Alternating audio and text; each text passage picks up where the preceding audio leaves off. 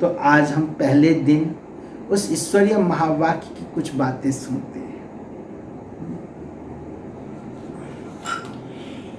ये पुरानी मुरली से लिया गया है और ये साकार मुरली है।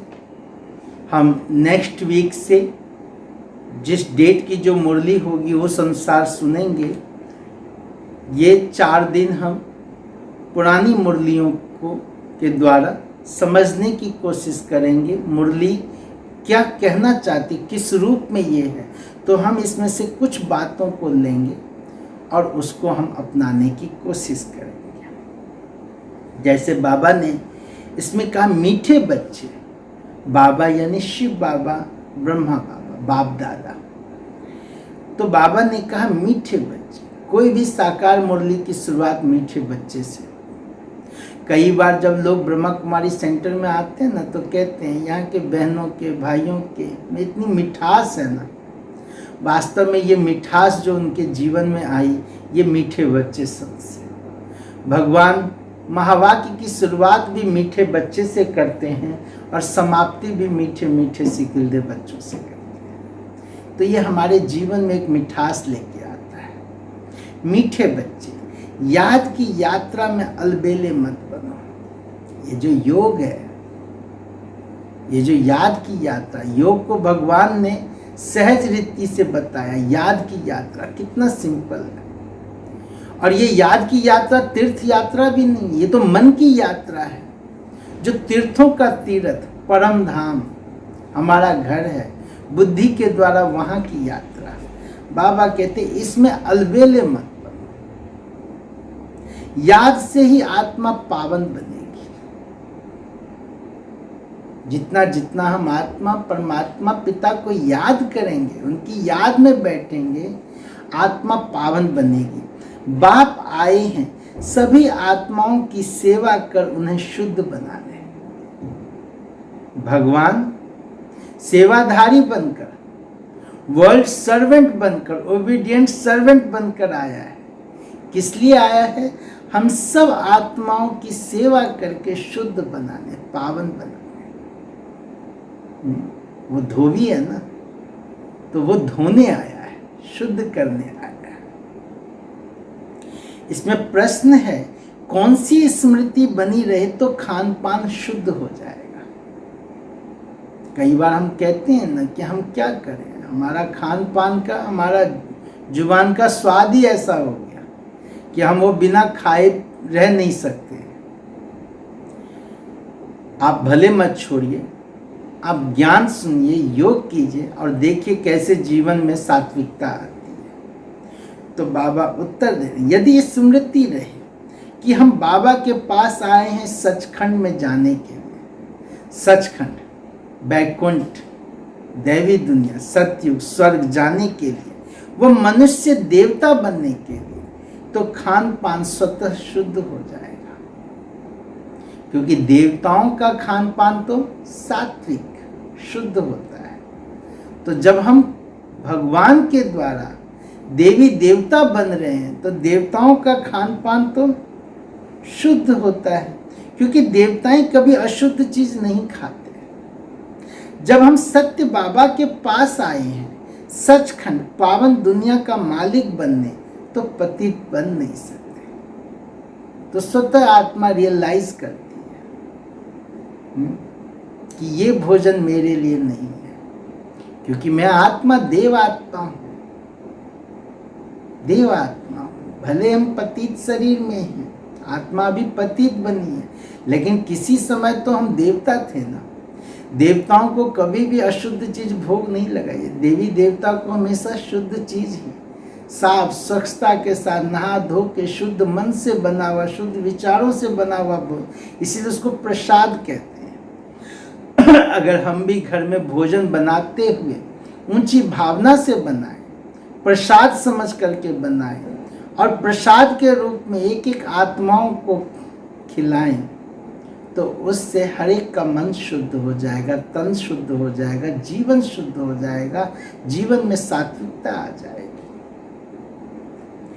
ओम शांति, ओम शांति। मैं आत्मा शांत स्वरूप, और जब भी हम ये महावाक्य सुने, अपने को आत्मा स्वरूप में स्थित कर लें, शांत स्वरूप में स्थित कर लें।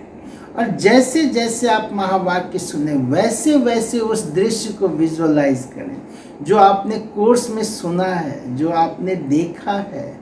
उन बातों को आप स्मृति में लाएंगे तो वो स्वतः ही हमारे स्वरूप में आता चला जाएगा। ओम शांति। रूहानी बाप रूहानी बच्चों से पूछते हैं, रूहानी बाप यानी रूहों का पिता रूहानी बच्चों से, आत्माओं से पूछते हैं, बच्चे तुम जब यहाँ बैठते हो तो किसको याद करते हो? अपने बेहद के बाप को ना।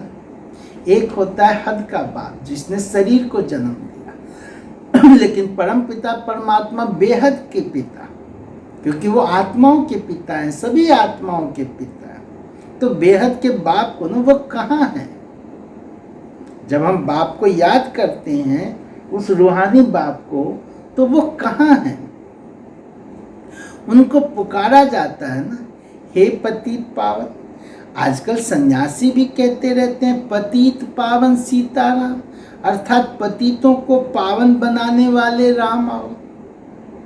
पतित पावन सीताराम, पतित सीताओं के पावन राम, पावन बनाने वाले राम आओ, हम आत्माओं को आकर पावन बनाओ। सभी पुकारते हैं। तो यह तो बच्चे समझते हैं पावन दुनिया सतयुग को, पतित दुनिया कलयुग को कहा जाता है। अभी तुम कहाँ बैठे हो? कलयुग के अंत में, इसलिए पुकारते हैं बाबा आकर हमको पावन बनाओ। हम कौन हैं? हम आत्मा हैं। किसको पावन बनाने के लिए भगवान आते हैं? आत्मा।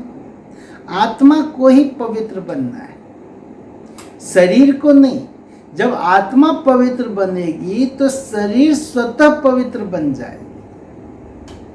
परमात्मा आत्मा को शुद्ध करते हैं, आत्मा को शक्ति देते हैं। परमात्मा की किरण आत्मा पर पड़ती है और आत्मा से किरणें निकल के शरीर में प्रवाहित होती हैं। इसीलिए जब भी हम योग लगाएं, आत्मा स्वरूप में स्थित होकर के स्वयं को आत्मा रूप में देखते हुए परम पिता परमात्मा को मन बुद्धि के द्वारा परम धाम में उनको सामने देखते हुए उनसे बुद्धि का कनेक्शन जोड़े। कलयुग के अंत में इसलिए पुकारते हैं बाबा आकर हमको पावन बनाओ। हम कौन है? आत्मा। आत्मा को ही पवित्र बनना है। आत्मा पवित्र बनती है तो शरीर भी पवित्र मिलता है। यह शरीर तो मिट्टी का पुतला है ना। ये शरीर तो 5 तत्वों का बना हुआ है, मिट्टी का पुतला है। आत्मा तो अविनाशी है, शरीर विनाशी है। आत्मा कभी मरती नहीं है, आत्मा कभी जलती नहीं है, गलती नहीं है। आत्मा सदा थी, है और सदा रहेगी। तो आत्मा मरती नहीं।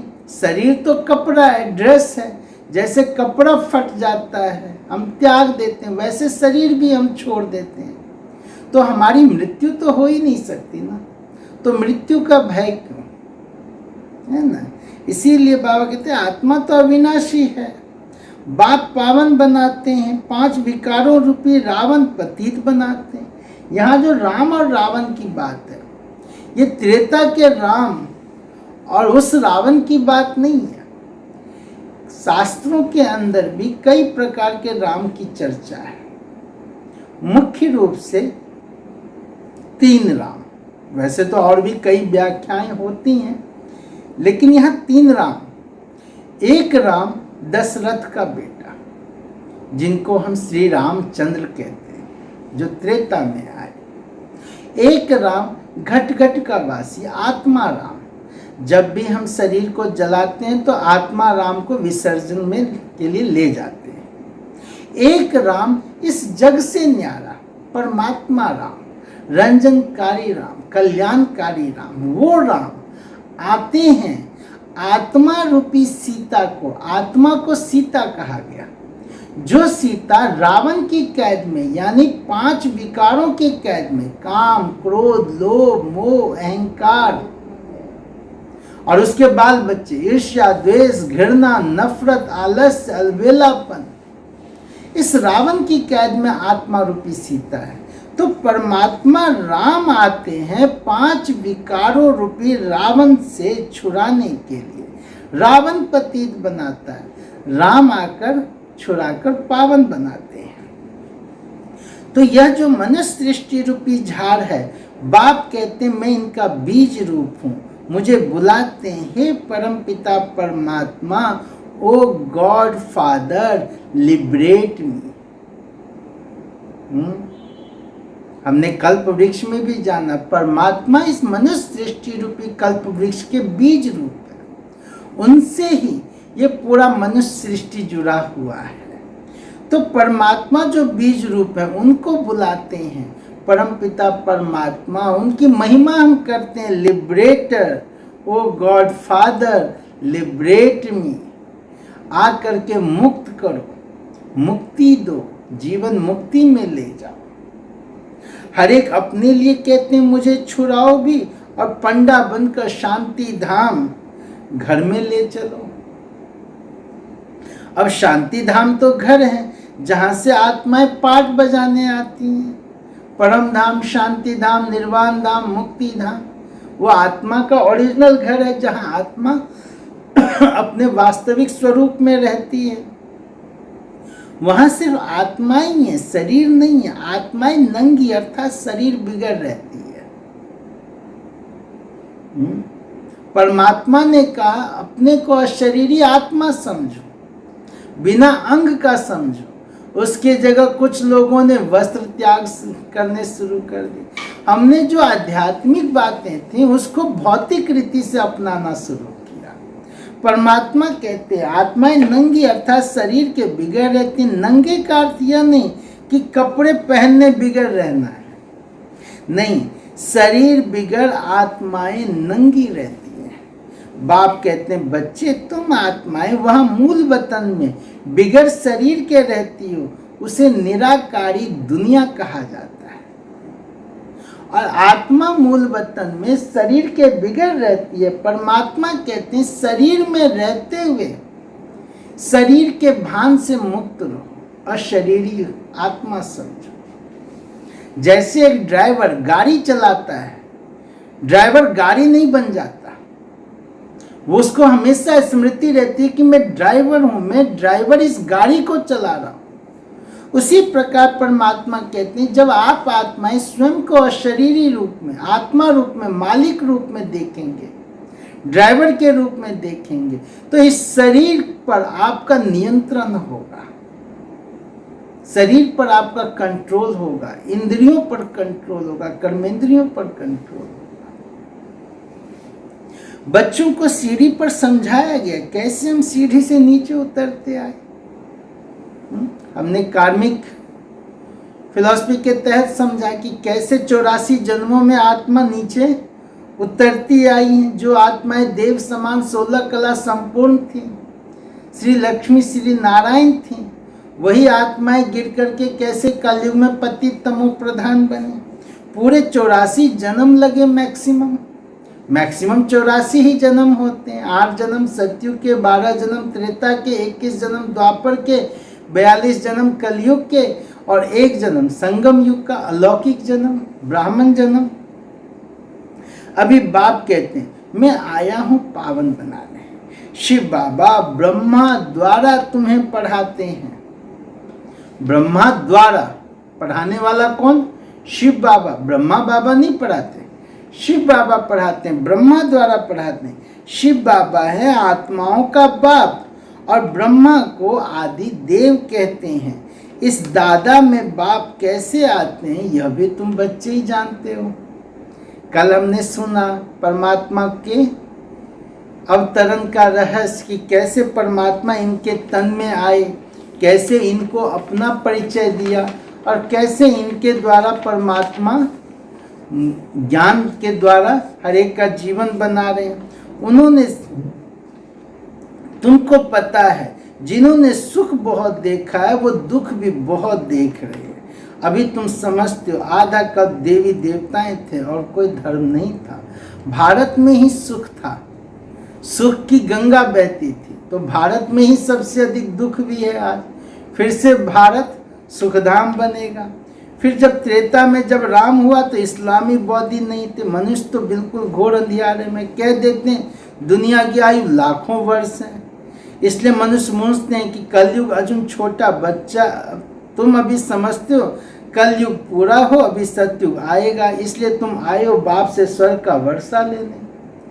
लोग कहते हैं कि कलयुग तो छोटा बच्चा है, लेकिन हमने सृष्टि चक्र में जाना, टाइम साइकिल में जाना कि कलयुग बच्चा नहीं है, कलयुग तो थोड़ा समय बचा हुआ है। क्योंकि अगर बच्चा ऐसा तो जवानी क्या रूप लेगा। 100 वर्षों में जिस दुनिया के ये हालत है, अब तो दुनिया में भी लोग कह रहे हैं कि 50 साल 25 साल में बहुत बड़ा परिवर्तन।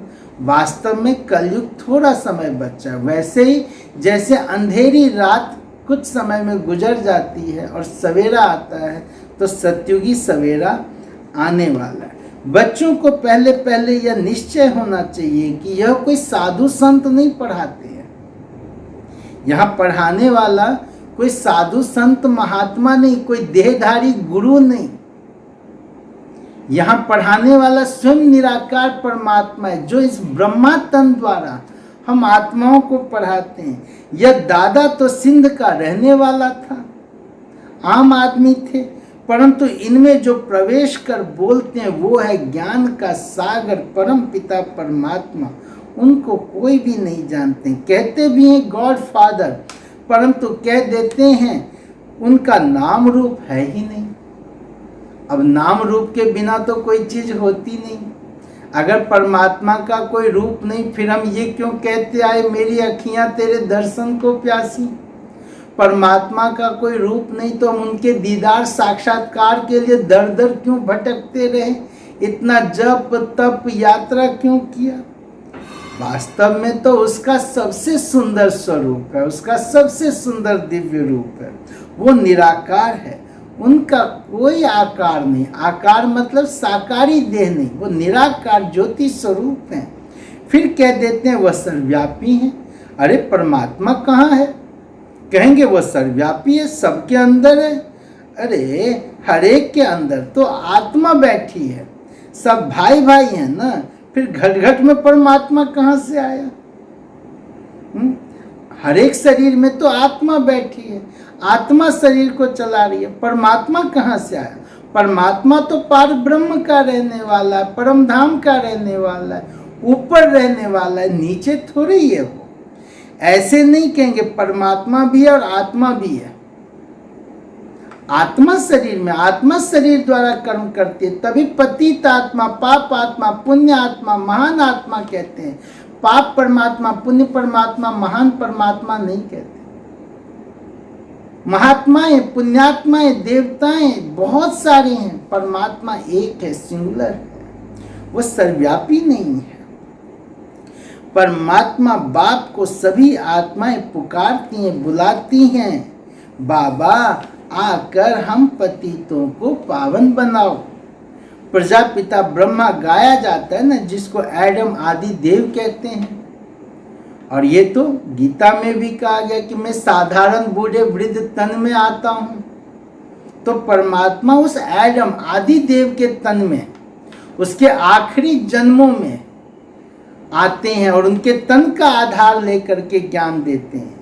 यह कोई को पता नहीं, बहुत है जो यहाँ आकर सुनकर फिर माया के वश हो जाते हैं। पुण्य आत्मा बनते बनते कई पाप आत्मा बन पड़ते हैं।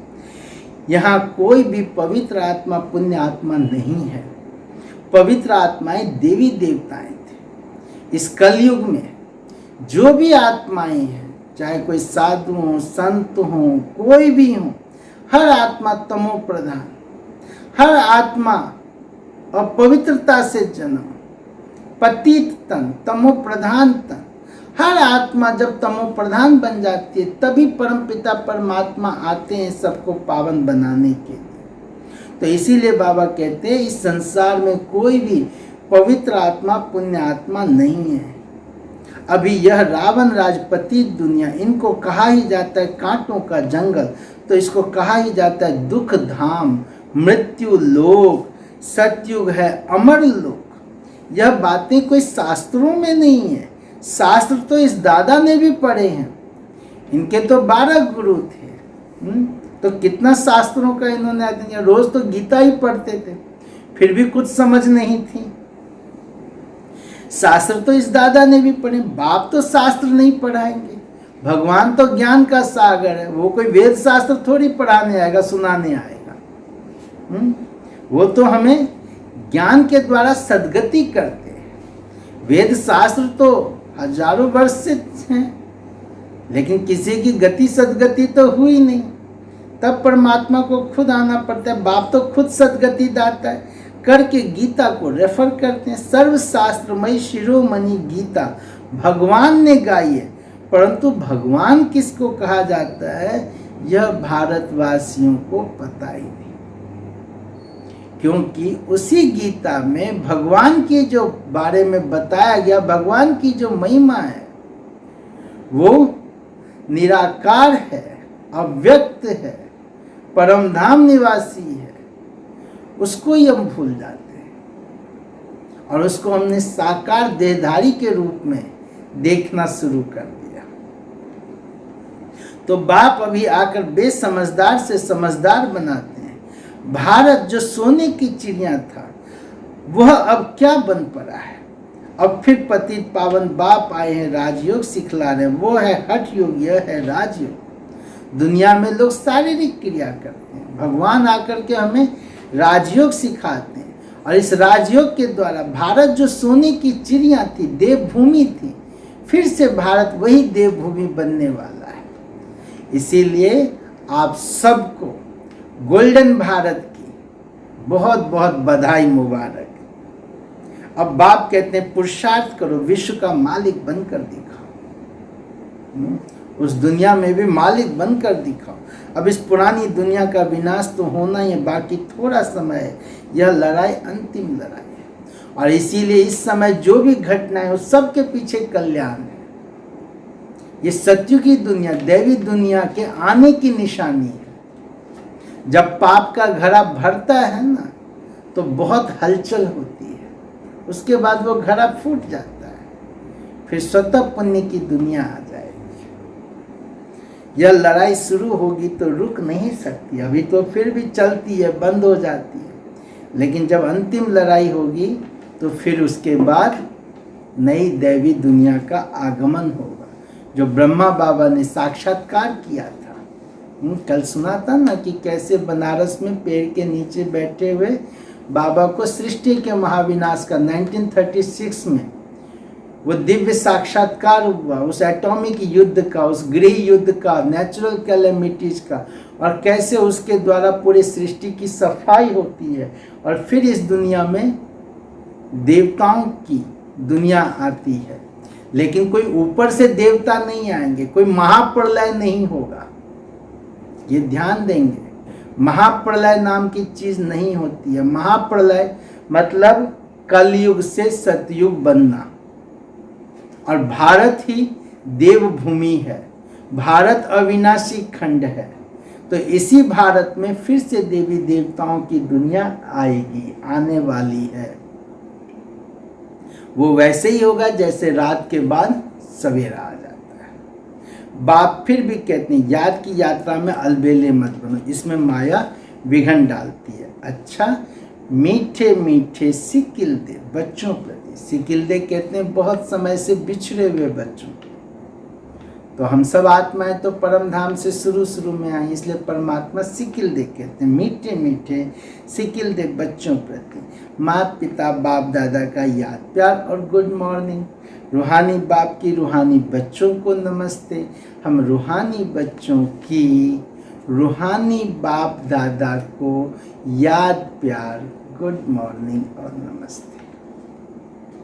धारणा के लिए मुख्य हिस्सा है, बाप द्वारा अच्छी रीति पढ़कर फर्स्ट क्लास फूल बनना है। कांटों के इस जंगल को फूलों का बगीचा बनाने में बाप की पूरी मदद करनी है। कर्मातीत अवस्था को प्राप्त करने व स्वर्ग में उच्च पद का अधिकार प्राप्त करने के लिए याद की यात्रा में तत्पर रहना है, अलबेला नहीं बनना है। तो 2-3 बातें मुख्य रूप से, एक याद की यात्रा, मैं अलबेला नहीं बनना, अर्थात नित्य परमात्मा को कुछ समय बैठ करके चलते फिरते कर्म करते याद जरूर करें। दूसरा, परमात्मा ने कहा देवता बनने वाले हैं तो हम अपने भोजन का ध्यान रखें। वरदान, हर मुरली में वरदान और स्लोगन, इसको भी आप नोट करें। वरदान को जितना हम याद करेंगे, जितना हम स्मृति में लाएंगे, ये हमारा जीवन वरदानी स्वरूप बनता जाएगा। एक स्थान पर रहते हुए अनेक आत्माओं की सेवा करने वाले लाइट माइट संपन्न, एक स्थान पर रहते हुए अनेक आत्माओं की सेवा करने वाले लाइट माइट संपन्न। जैसे लाइट हाउस एक स्थान पर स्थित होते दूर दूर की सेवा करता है, ऐसे आप सभी एक स्थान पर होते अनेकों की सेवा अर्थ निमित्त बन सकते हैं। तो इसमें सिर्फ लाइट माइट से संपन्न बनने की आवश्यकता है। जितना आत्मा में ज्ञान के, योग की, गुणों की लाइट माइट आएगी, शक्तियों की लाइट माइट आएगी, तो आत्मा से स्वतः ये लाइट माइट पूरे विश्व में, ब्रह्मांड में प्रवाहित होती है, वाइब्रेशन फैलती है, जिससे न सिर्फ दूसरी आत्माओं को उसका प्रभाव पड़ता है, बल्कि प्रकृति को भी, पांचों तत्वों पर भी इसका प्रभाव पड़ता है। मन बुद्धि सदा व्यर्थ सोचने से मुक्त हो, मन मनाभव के मंत्र का सहज स्वरूप हो, मनसा शुभ भावना, श्रेष्ठ कामना, श्रेष्ठ वृत्ति और श्रेष्ठ वाइब्रेशन से संपन्न हो, तो यह सेवा सहज कर सकते हैं। और जितना जितना हम ये सेवा करेंगे, हमारा श्रेष्ठ कर्मों का खाता, पुण्य का खाता जमा होगा। यही मनसा सेवा है। स्लोगन, अब आप ब्राह्मण आत्माएं माइट बनो और दूसरी आत्माओं को माइट बनाओ। हम आत्माएं शक्ति स्वरूप बनते जाएं और हमारे बारे में दूसरी आत्माएं बोले, हमें न बोलना पड़े, ऐसा हमारा जीवन। तो ये था सार रूप में मुरली, और इस मुरली को डेली कल से 7 से 8 1 घंटे का ही होगा। उसमें पहले योग कराया जाएगा 10 मिनट 15 मिनट, फिर परमात्मा के महावाक्य, और उसके बाद फिर से योग, उस दिन के मुरली पर आधारित योग। और ये अभ्यास हम डेली करेंगे। अब तक कोर्स चल रहा था, इसलिए ये 1.5 घंटा लंबा समय थोड़ा सा लगा, लेकिन हम कल से 7 से 8, आप सबको मैसेज में भी प्राप्त हो रहा होगा, तो हम ये मुरली कल से सुनेंगे। अभी हम सब 2 मिनट के लिए बिल्कुल एकाग्र स्थिर हो जाएं, अपने आप को सीधा स्ट्रेट करें, एकदम सीधा, कंधे को ढीला छोड़ दें, शरीर को बिल्कुल लूज कर दें और स्थिर कर दें। जितना तन एकाग्र होगा, आंखें एकाग्र होंगी, मन का भटकाव कम होगा। अपना पूरा ध्यान अपने स्वरूप पर लेके आए। आत्मा, पॉइंट ऑफ लाइट, निराकार। आज की मुरली का महावाक्य याद करें। परमात्मा ने कहा, तुम आत्माएं नंगी और शरीरी उस परम धाम से आई हो।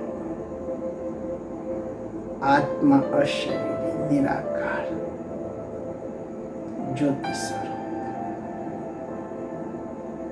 मैं आत्मा उस घर से, शांति धाम से, जो आवाज की दुनिया के पार की दुनिया है, जहां सुनहरा लाल प्रकाश चारों ओर व्याप्त है, जहां मैं आत्मा हर बंधन से मुक्त, जहां न देह का संबंध, पदार्थ, कोई कर्म नहीं, कोई संकल्प नहीं, संपूर्ण मुक्त अवस्था में मैं आत्मा थी, उस परम धाम से, शांति धाम से।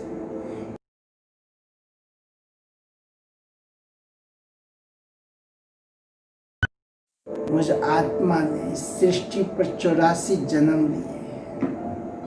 ये मेरा 84वां जन्म, ब्राह्मण जन्म, अलौकिक जन्म, जब आत्मा संपूर्ण पति तमो प्रधान बन गई, जन्म मृत्यु के चक्र में आकर कर्म करते करते आत्मा रूपी बैटरी डिस्चार्ज हो, शिव बाबा देखिए, शिव बाबा को परम धाम से निराकार इस धरा पर ब्रह्मा बाबा आदि देव उनके तन में बाबा ब्रह्मा बाबा के नैनों के द्वारा मुझे देख रहे हैं। ये नैन भगवान के नैन, भगवान इस मुख द्वारा सुना रहे हैं। शिव बाबा ब्रह्मा बाबा के मस्तक पर विराजमान, उनके नैनों से मस्तक से लाइट माइट निकलकर मुझे आत्मा पर बरस रही है। नैनों से मुलाकात, नैन मिलन, मेरे नैन शिव बाबा के दर्शन दीदार से निहाल हो रहे हैं। उनकी शक्तियां मेरे में प्रवाहित हो रही हैं। उनकी शक्तियों से मैं आत्मा पावन बनते जा रही हूँ। मेरे में दिव्य गुण, दिव्य शक्तियां, मैं शिव बाबा का बच्चा, भगवान का बच्चा, ज्ञान के सागर, शांति के सागर, प्रेम के सागर की संतान, निरंतर प्रेम, सुख, शांति, आनंद, पवित्रता की धारा, सर्वशक्तिवान की सर्वशक्तियों की धारा मेरे ऊपर निरंतर प्रवाहित होते हुए मैं आत्मा लाइट माइट से संपन्न बन रही हूँ। आत्मा से वो लाइट माइट निकलकर पूरे विश्व में चारों ओर प्रवाहित हो रही है। जैसे जैसे मैं आत्मा संपूर्ण पावन, सर्वगुण संपन्न, शक्ति संपन्न, मेरी गुण और शक्तियां पूरे ब्रह्मांड में, विश्व में चारों ओर पूरी सृष्टि पावन बन रही है। मैं अवतरित आत्मा, महान आत्मा, श्रेष्ठ आत्मा, शिव बाबा की किरणों की छत्र छाया के नीचे रहकर निरंतर बाप दादा के नयन दृष्टि मेरे ऊपर, चलते फिरते, कर्म करते, खाना बनाते, खाना खाते, हर कर्म करते, खेलते, हंसते, बहलते, निरंतर उनके साथ, उनकी नजरों में मैं समाया हुआ, मेरी नजरों में निरंतर उनकी किरणें मेरे ऊपर। ओम शांति, शांति, शांति।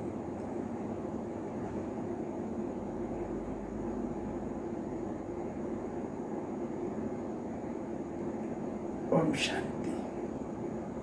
इस तरह से हम 5 बार और विशेष रूप से सवेरे उठते ही, क्योंकि जब हम सवेरे उठते हैं उस समय हमारा सबकॉन्शियस माइंड जागृत होता है, अंतर्मन जागृत होता है। उस समय जितना हम योग की शक्ति, शुद्ध विचार, श्रेष्ठ विचारों से अपने को भरपूर करेंगे, शक्तिशाली बनेंगे। और रात्रि को सोने से पहले हम जरूर ये अभ्यास करें, जो कुछ भी दिन की घटनाएं, जो कुछ भी हो, सब बाबा को अर्पण कर दें और बिल्कुल रिलैक्स होकर, मुक्त होकर नए दिन की शुरुआत के लिए एकदम निश्चिंत होकर सोएं बाबा की याद में। हमारी रात की नींद अच्छी होगी, सवेरा बहुत अच्छा। और बीच के समय में 5 बार यह अभ्यास हम जरूर करें। ओम शांति।